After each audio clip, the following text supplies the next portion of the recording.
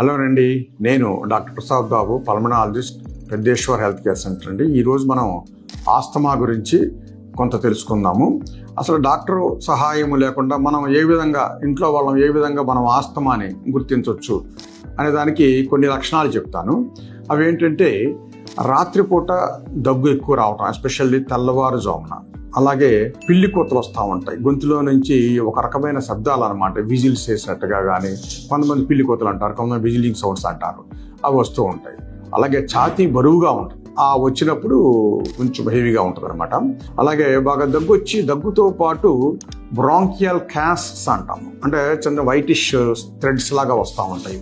అలాగే దాంతోపాటు కొంత జలుబు, ఇవన్నీ కూడా ఈ లక్షణాలు ఉన్నప్పుడు మనము ఆస్తమా ఉందని సస్పెక్ట్ చేసి మనం డాక్టర్ని కన్సల్ట్ చేసి దాని తగు విధంగా వైద్యం చేసుకోవటం మంచిది. కాకపోతే దీంట్లోనే ఇంకొక ఇదేంటంటే, ఇప్పుడు హార్ట్ పేషెంట్లకు కూడా ఏంటంటే సిమిలర్ సిమ్టమ్స్ వస్తూ ఉంటాయి అన్నమాట. అంటే దగ్గు రావటము, పిల్లి కొత్తలు రావటము, ఒకసారి ఆయాసం కూడా రావటం, నైట్ టైం పడుకోలేకపోవటం ఇవి ఉంటాయి. ఇవి ఉన్నప్పుడు ఒక్కోసారి కార్డియక్ ప్రాబ్లం కూడా అనిపిస్తుంది. ఇది మనం డిఫరెన్షియేట్ చేయాలంటే మనం చేయలేము. వెంటనే ఏంటంటే పల్మనాలజిస్ట్ని కానీ లేదా కార్డియాలజిస్ట్ని కానీ కన్సల్ట్ చేసి తగు విధంగా టెస్టులు చేసుకుని అది కార్డియక్ ఆస్తమానా లేకపోతే మళ్ళీ బ్రాంకియల్ ఆస్తమానా అని డిసైడ్ చేసుకుని దాని ప్రకారం వైద్యం చేయించుకోవాలి.